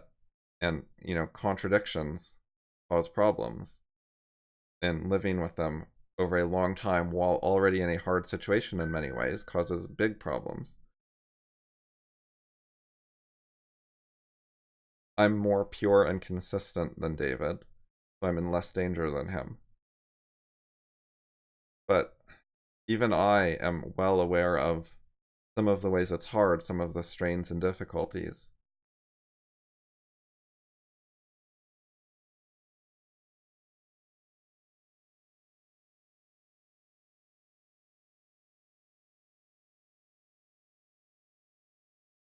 One of the ones is even the people who understand some things and don't seem quite hopeless, they're often quite passive and they just won't do much. And you're like, you have some ability, like do stuff, just do stuff all day, do stuff. And they don't, they just never do much. And that's super frustrating in a way.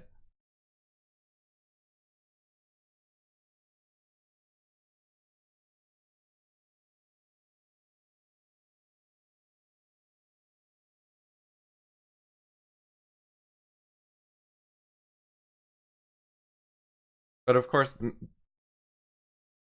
being more respected by people like Sam Harris is not going to solve David's problems.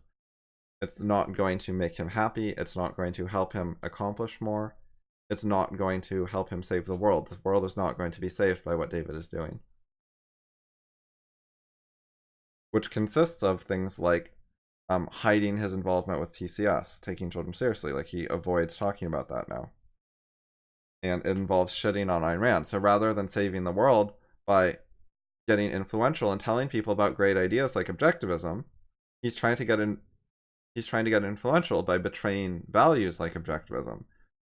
So to the extent he has any influence, it'll only be for when you gain your influence by pandering to people's existing ideas, then all you can really tell them is their existing ideas, you know?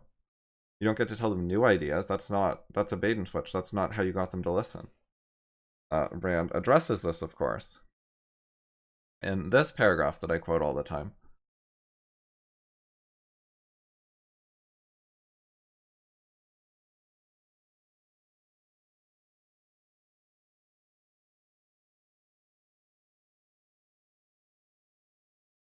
And things except for this very brief aside that's unexplained, referring to altruism. But like, yeah, she was optimistic. I mean, in a way, like she thought human potential was, extraordinary. She was not very optimistic about that potential being realized if people evade, and she saw lots of evasion. Also, part of her pro-human stance is rejecting altruism, which David seems to take exception to. But I have the least to say about this part of any part so far. Oh, tangentially, this whole thing about Rand being so good at understanding people, does not fit the facts. Like, yes, you can see in her books that she has a lot of understanding of some of these issues, conceptually, abstractly. That is, much more in the philosopher category, rather than like a therapist who talks to people in person and like, or a cold reader or something. Like, it's different than like the man on the street skill, where you can actually understand people you meet in person. Which, in fact, it's well known that she was not so good at. She had associates who disappointed her over and over again. So she misjudged people in real life repeatedly. She had high expectations that didn't work out. She had breaks with multiple people, like the Brandons and Kelly. Yes, she acknowledged that that was hard, that she wasn't great at it. It's a hard thing, and she hadn't mastered it at all. So it's weird to present her as, a bad philosopher but good psychologist when her life was much more of the opposite.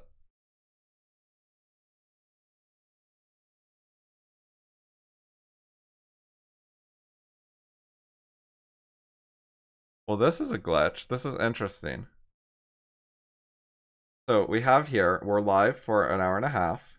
We have 7 viewers, and the average watch time is 2 hours and 45 minutes. Like, what the fuck, YouTube? You're wrong.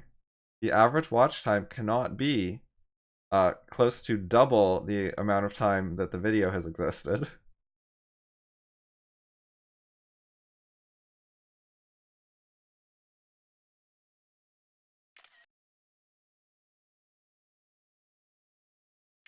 I'm gonna screenshot that. Maybe I'll do something with it later.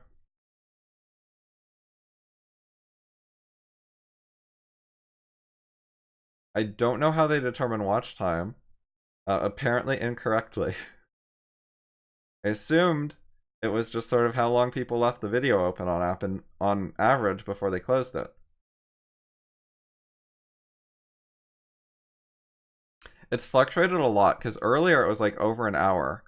And come to think of it, I don't think the stream had been going for an hour yet. But anyways, then a bit later, there were like a few more viewers, and it was down to like 20 minutes. So I figured like most of the people watching had left, but I'd gotten some new people. And so it had driven the average way down. It was like at the beginning, I had like 4 people, and they were all watching it, and no one came or left, so the average got really high. And then, 2 of them left, and some new people came, so the average went way down. With a bunch of people who were at like 0 minutes, because they just started. And that made reasonable sense. And the numbers have made like decent sense in the past, I think. But yeah, it now says 2 hours and 55 minutes average view time. Like, it's going up.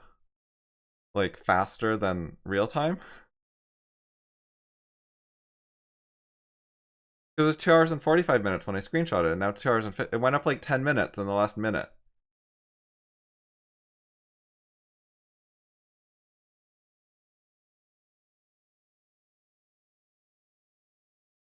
Oh yeah, what Facebook did is they were counting shit as a video play.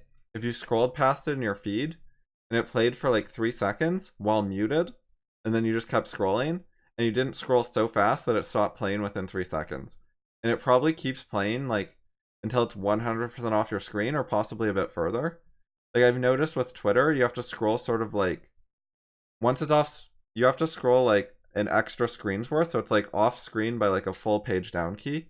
Something like that, and then it stops playing. I know that because if you play it with the audio on, you can hear when the audio just cuts out. So I suspect Facebook is kind of similar to that. I haven't really used Facebook for like a couple years, and I never used it much.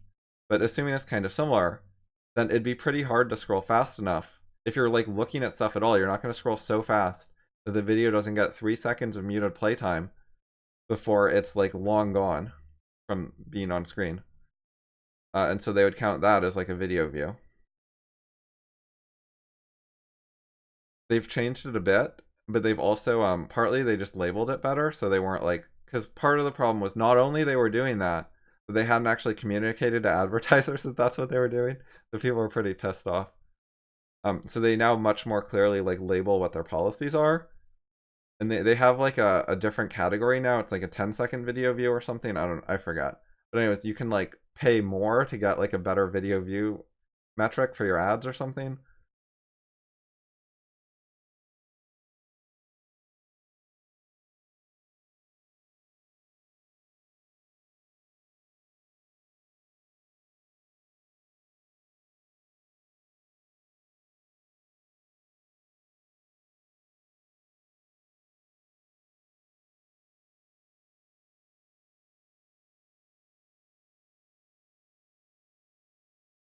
So this, I went to Ayn Rand lexicon and just the entry on altruism in order to give some indication of.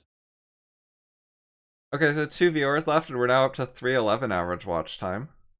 It's like fucking straight double the live time.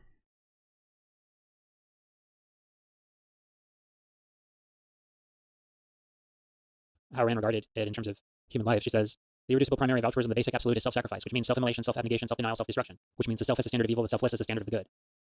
Do not hide behind such superficialities as whether or not you should give a dime to a beggar. That is not the issue. The issue is whether you do or do not have the right to exist without giving him that dime. The issue is whether you must keep buying your life dime by dime from any beggar who might choose to approach you. The issue is whether the needs of others is the first mortgage on your life and the moral purpose of your existence. The issue is whether man is to be regarded as a sacrificial animal. Any man of self-esteem will answer no. Altruism answers yes. So that's part of her being pro-human. So the next bit. So here's the but. So David says, but she had. So you're pointing out that David says her pro-human stances are refreshing, inspiring, and true, but he also shits on what she says about altruism, which is part of the things he says are refreshing, inspiring, and true. So he's contradicting himself again. Had a strong tendency to make hyperbolic generalizations and to double down on them with nonsense in order to deflect any potential criticism. So I'm going to mostly comment on the stuff following, but like even like it looks like just glancing at the rest of this that David's only giving one quote, and one quote would not establish a strong tendency. You know, even if the example stood for the proposition that David claims, you would need more than one to establish this how people conventionally interpret strong tendency. Yet David is relying on the person, you know, assuming that David has read a bunch of Rand and analyzed it, so he's seen tendencies, and he's giving like a summary. Which is roughly accurate. Like, David could give summary information if he was being honest about objectivism. You know, he's read enough of it. He just is attacking Rand on purpose because he's falling apart. Like, he would not have written this 5 or 10 years ago. He's changed for the worse. Similarly, like, he's gone left-wing compared to where he used to be. Like, he was talking about Evan McMullen or whatever, and he was like praising Hillary a bit during the election and like studying on Trump a bit. And why is he doing all that? Why is he shifting in that direction? Because that's what Sam Harris and Richard Dawkins and so on are like. And those same people, they do not like Ayn Rand, and they want colleagues or whatever who write stuff like David's email about Ayn Rand. Like, he's writing the kind of thing that the people he wants to suck up to like to hear. The other people in the Royal Society. Or at TED Talks.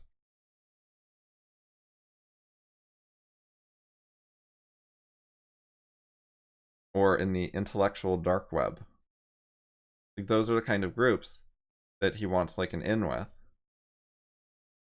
And they actually are not open to his real ideas, just the same way that they will not listen to me.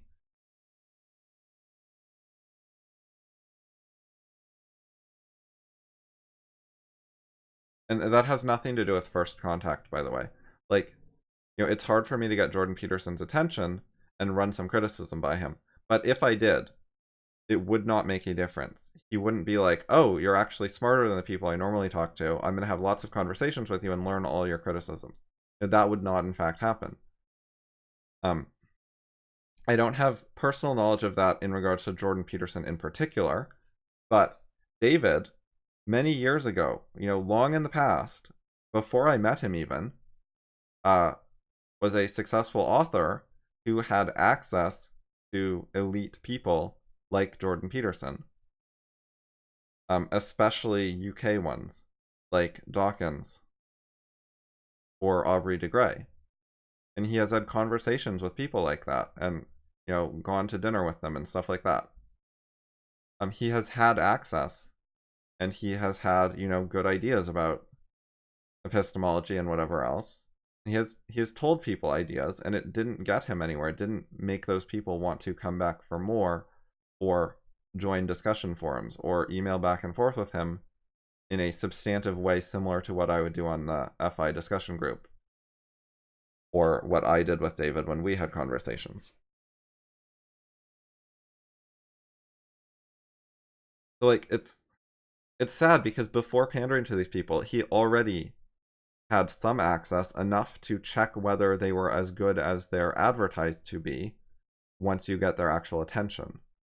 And he already knew that the issue was not getting initial attention. The issue is that they're actually bad. That people like Harris are not nearly as intelligent as they claim to be. They're not actually very intelligent. They're not actually very competent. They're not actually very knowledgeable. They're not actually very interested in ideas. They don't actually read enough. They don't discuss enough, etc., etc. It's not just they discuss only with the people in these special elite circles. It's they never do it with anyone in a way that meets the quality standards of someone like me or David 10 years ago.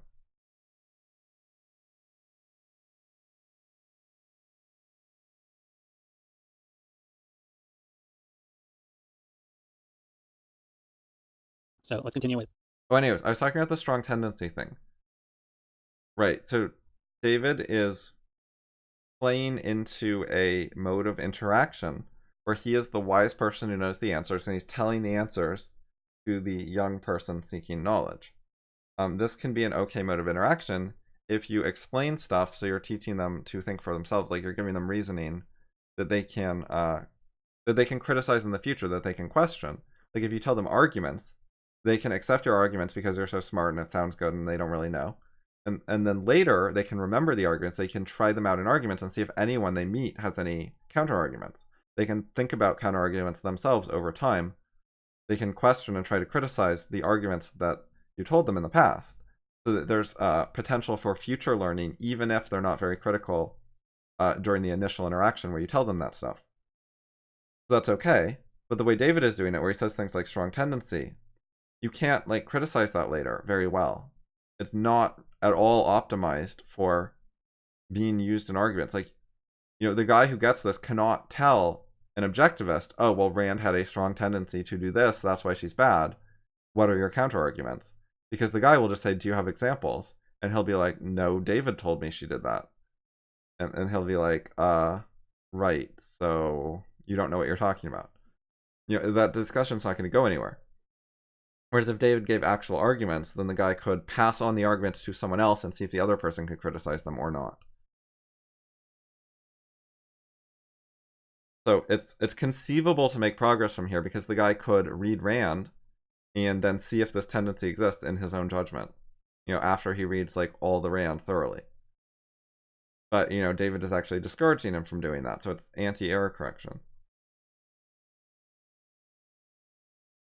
So it's very important when you know that someone is coming to you and they're sort of very credible, they're like your fan, you have a responsibility to give information of a similar quality to your books, which, by the way, don't fucking do this. His books give actual arguments and examples and so on.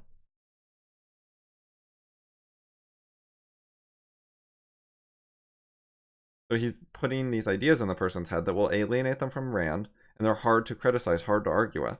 A knowledgeable objectivist wouldn't be able to deal with this in a very direct way, only in the meta way of saying, well, he didn't give examples, he was just fucking with you without, you know, proper reasoning. And the guy will say, oh, I'm sure he had really great reasons, and he's really smart, so he's probably right, so I will focus my time on more promising things. And so he's setting up for that kind of thing to happen, for the guy to appeal to David's authority. And David is playing into that dynamic where his authority is going to get appealed to, and he's setting it up for that to be what happens, for this to be taken on authority rather than critical questioning and counterarguments, like exposure to and survival of counterarguments. So it's really gross that he's participating in that, and not only, but actually pushing things in that direction when he didn't have to. David Deutsch's case against Ayn Rand. In addition to my point about strong tendency, I also just wrote that basically David is lying because he's calling it nonsense, which for someone of his like philosophical background, reputation, status. I don't know, Justin. Like he would not answer that. He would not engage with the story of Gail Wynand when I tried to discuss it with him. He would not engage with the VOS quote. This one. I wish he'd picked this sentence to attack instead of the one he picked. Or this paragraph.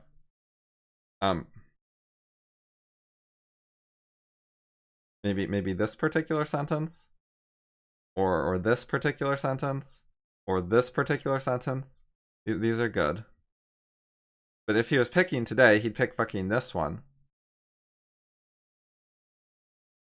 And there are certain complaints he could make about this sentence. Like, it's not a perfect sentence. The next three are better.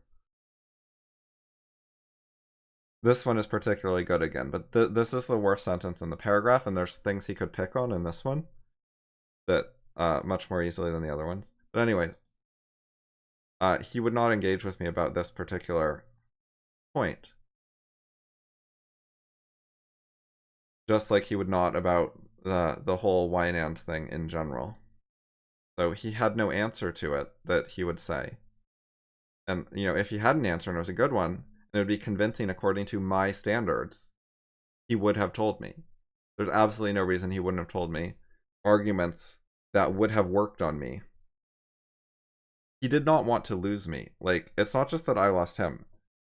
I was his best disciple, apprentice, student, whatever. Colleague as well, peer. You know, everything. He wanted to keep me. He left because he, you know, saw no choice given what he was doing with his life. If he could have persuaded me to come with him, like Luli has, he would have preferred that. He wants me on his side. He thinks I'm, you know, super smart, energetic, good writer, etc., etc. So of course, if he could have done it, he would have taken the time to spend 1% more time with me than he already did, telling me reasons and arguments that would have convinced me, and then I would have said that's awesome and helped him with the new things he's doing. You know, it's a horrible loss that for him that he could not persuade me of his new or current perspective or whatever it is. He all the time would tell me arguments with no direct or particular benefit to himself, you know? Just he liked telling me arguments. He gives me reasoning, and I think about it and ask questions and try to criticize it, etc. Like, that was one of the main activities we did. That was great. Of course, he would want to do that with objectivism stuff if he had anything to say, and he did do it with a variety of objectivism stuff where he did have things to say. But the reason he couldn't engage about this or Wynand with me is because he had no arguments that would have gotten anywhere in that conversation. He had nothing to say that would be at all effective.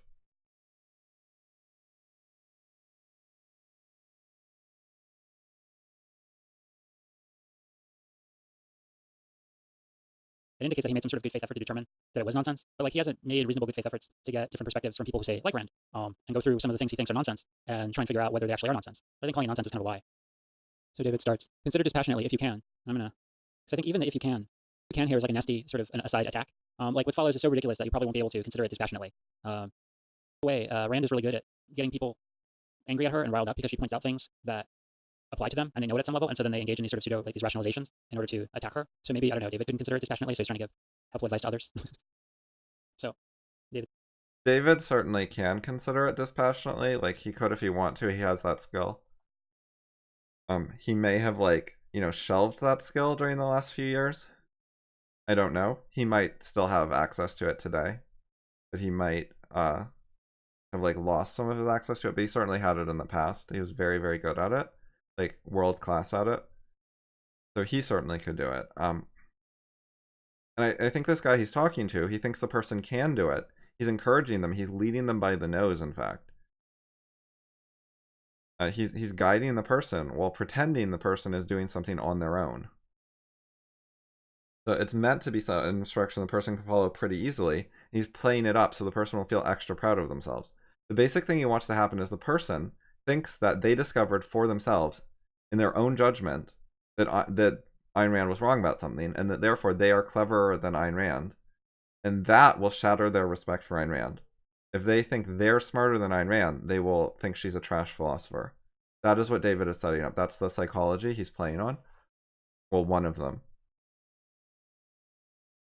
Which is really fucked up. And then the more he praises the person for accomplishing on his own, doing this analysis, and the more he gets the person to think they're like doing independent, autonomous analysis of Rand, the better that works. He wants the guy to say, oh yeah, I can do that. I'm smart enough for that, you know? To be like, to rise to the challenge and to feel like he overcame a challenge. That way, he thinks that it was his own accomplishment to see through Rand. And that is what makes up for the lack of examples in David's post, the lack of other examples. Because if David had one example where he told the guy, you know, in a heavy-handed, lectury way, here is one case where Rand was wrong, here's why she was wrong, the guy would say, that's not very many examples, you know, that was a pretty good point, but etc., etc. But the reason the one example is so powerful is David getting the guy to like walk through it in a way that makes a different impression than if David was telling the answers. But David is telling the answer, so it's not honest. David is strongly implying the answers and actually says she intends the latter meaning later. Which does not actually say whether it's literally true or not, but it's pretty clear what David thinks. And David carefully picked a single sentence. The person thinks that David hasn't told him why this sentence is false. But David very specifically chose a sentence where the person would have... He guessed, like, what kind of person is this? Maybe it's like a less wrong reader or something. You have some cultural idea of what kind of person it is. Maybe an IDW fan, like they happen to be on the Sam Harris Reddit. David can guess that, what kind of person it is, within, you know, a reasonable ballpark. And he can think which is a sentence that a person like that will think they have a refutation of. He's pointing the person exactly at the thing he thinks that they'll manage to do and have the skill for. So it's not like they could just read... And he's doing it, people don't realize that they wouldn't have picked out this sentence and paid attention to it if they read the article themselves. If the guy just read the Virtue of Selfishness article, this would not have stood out to him and he would have just kept reading. But David is highlighting attention on it because there's a specific picky point that you could try to make that he thinks this guy will make. So he's setting everything up. He's the puppet master orchestrating everything while giving the guy like false autonomy in order to make a psychological impression on the guy. It says, in no case and in no situation may one permit... So this is... Okay. Actually, skip over. So just consider dispassionately, if you can, whether the following statement is true or false. And then Rand says, in no case and in no situation may one permit one's own values to be attacked or denounced and keep silent. David continues after this Rand quote, the thing is, if literally true, this is a profound discovery in moral philosophy with dramatic practical implications. But if it is merely a maxim that is true in a certain vaguely... By the way, that's not true at all. If it is literally true in the way David means, that is not true. But if that were true, that would not be a profound discovery. It would in fact be unoriginal. Because basically David is saying that this is like the statement, never ever lie no matter what, even if Nazi prison guards are pointing a gun at you and will shoot you if you don't lie. Or even if they come and say, hey, do you have any Jews in there? And they will kill, let's just, for simplicity, say that if you tell them that you're hiding a Jew or there's a Jew in your house, they will kill not only the Jew, but also you. You know, and Kant came along, and unoriginally, I believe, but I don't know exactly who said it earlier, said, hey, you can't lie, lying's bad, universal rules are important, so even in that kind of situation, you have to tell the truth. And you can't even lie by omission. I believe he threw that in there.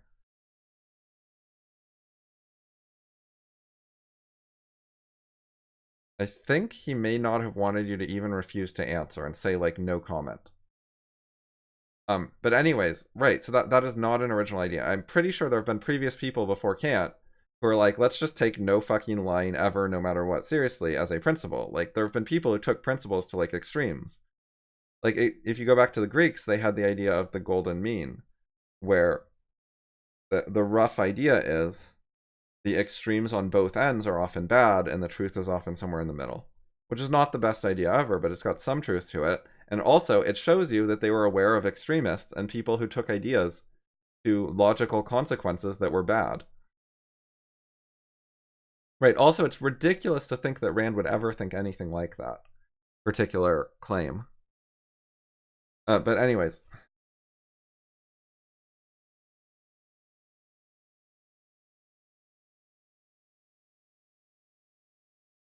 Right, the whole thing where he's like he does a lot of things where he sort of praises Rand, but he's not actually that careful about what he praises her for. Some of it's wrong. Defined set of circumstances, and her idea is that people often defer to social convention when they shouldn't, then it is unoriginal and unspectacular, though arguably useful in a self-help book sort of way. But this is very nasty and vicious, and not engaging with Rand in the spirit of David may be wrong and Rand may be right, and then by an effort, maybe even though Rand isn't around, David and some of the advocates of Rand's philosophy can get to the truth. That's not the spirit he's interpreting this passage in. But what problem is Rand trying to deal with? Since David didn't try to engage with Rand fairly, and honestly, I'll try and do some of that here in this video for him. Rand was trying to deal with the issue of how to maintain your life, your reason, your mind in a society that's irrational and has lots of pressures to be irrational and to give in. And the thing that she says is that you need to judge and prepare to be judged. One must never fail to pronounce moral judgment. And in discussing that idea, that's where she talks about this. That's where she makes this statement. And both the paragraph and the paragraph that this is the end of this quote and the paragraph that immediately precedes it give a lot of context. So I'm just going to read through those briefly. So keep in mind, she says you always need to pronounce moral judgment. So what does that mean? The policy of always pronouncing moral judgment does not mean that you must regard oneself as a missionary charged with the responsibility of saving everyone's soul, nor that one must give unsolicited moral appraisals to all those one meets. It means A, that one must know clearly, in full, verbally identified form, one's own moral evaluation of every person, issue, and event with which one deals, and act accordingly. B, that one must make one's moral evaluation known to others when it is rationally appropriate to do so. This last means that one need not launch into unprovoked moral denunciations or debates, but that one must speak up in situations where silence can objectively be taken to mean agreement with or sanction of evil. When one deals with irrational persons who are argument is futile, a mere I don't agree with you is sufficient to negate any implication of moral sanction. When one deals with better people, a full statement of one's views may be morally required, but in no case and in no situation may one permit one's own values to be attacked or denounced and keep silent. So what is the context here? Rand is trying to offer advice to people on how to have integrity, on how to maintain independent judgment. And she says you need to engage in judgment, and you need to do that clearly. You can't be like, oh well, maybe what this person's doing not so bad, different strokes for different folks, if it works for them but not for me, that's okay. No, you have to judge. Right, and she puts a qualifier right here. Where silence can objectively be taken to mean agreement with or sanction of evil. So that is when you need to speak up. If a guy's pointing a gun at you and saying, do you agree with me? And you say yes, that cannot, or you're silent. And don't, if the guy's just ranting about how great Hitler is while holding a gun and you don't speak up, neither of those can be taken as agreement or sanction. Because obviously there's a gun in play. You don't have free speech there.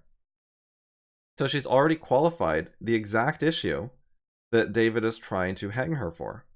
In addition to that, earlier in this book, there is chapter 3, The Ethics of Emergencies, where she clarifies in general that you should be focusing on more moral philosophy on regular life situations, not emergency situations. So in general, when she's speaking about philosophy, she's targeting her statements to how to live in a daily normal context.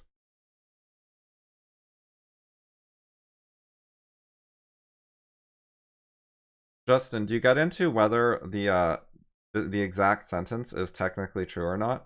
Because there's a very specific point about that I think is interesting. And I think I'm gonna like stop and take a break soon, but I wanted to talk about that a bit, and I don't know if you're gonna cover it at all. Like, did you conclude that this sentence, completely out of context, just if you actually ignore context, is true or false?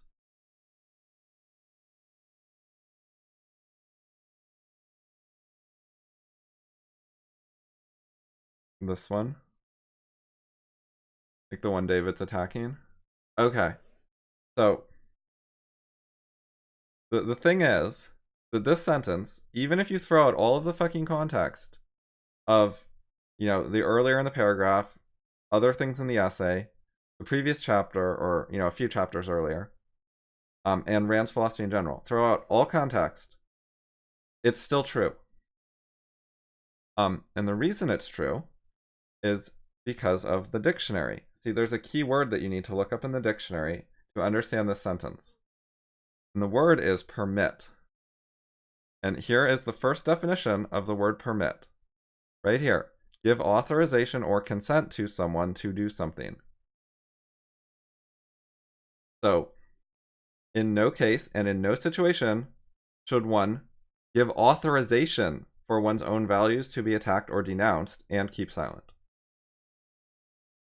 That is what the sentence means. The reason it seems false to people is because they read the word permit with a different meaning, which is a more modern meaning. But it has this meaning, and Rand was writing over 50 years ago. And was she a hopelessly incompetent philosopher? She simply used a dictionary definition correctly? as David accuses her of being. No, I think that if David did not look up what permit means, then that shows some incompetence on his side. That his autopilot is failing him. He's actually making mistakes. Mistakes are creeping in that he might not have made in the past. Like, that's the thing I've noticed in general. He makes more mistakes than he used to. He makes mistakes that strike me as uncharacteristic. This one in particular is a mistake I would not really have expected him to make 10 years ago. He has a very good vocabulary. This is the kind of thing I would have expected 10 years ago he might be correcting me on and telling me, oh, it actually has a second meaning you need to look up. That would not be like a surprising event in the past.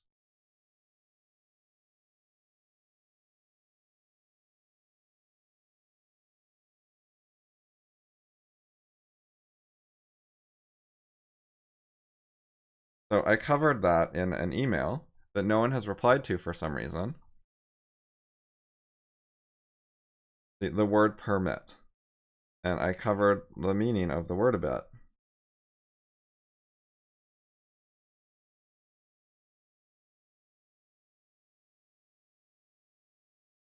So that is in the FI thread.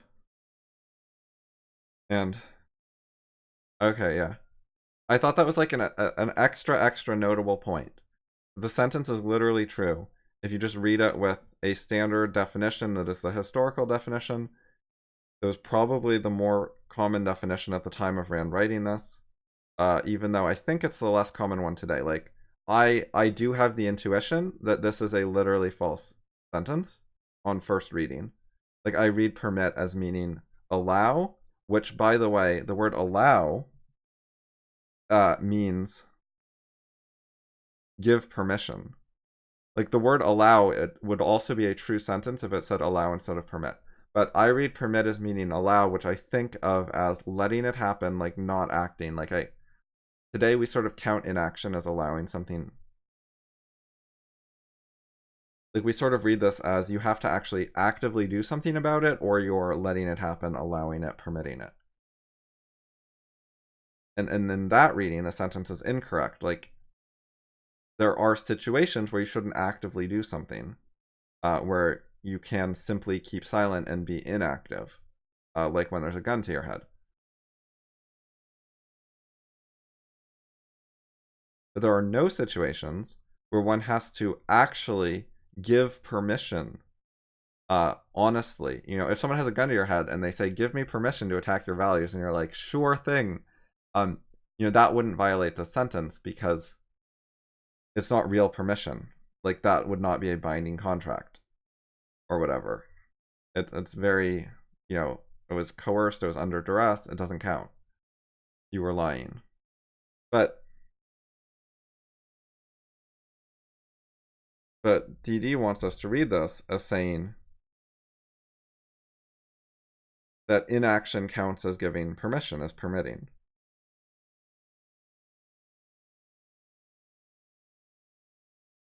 It's not sanctioning, but it is keeping silent and it is permitting in some meaning of the word permit, which is not the old one, but is intuitive to me today.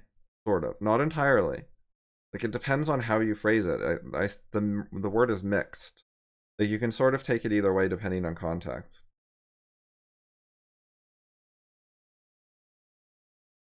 Like, the use of the phrase and keep silent helps make it seem more like keeping silent would count as permitting because she mentions it. So it helps the reading go in the way DD wants it to.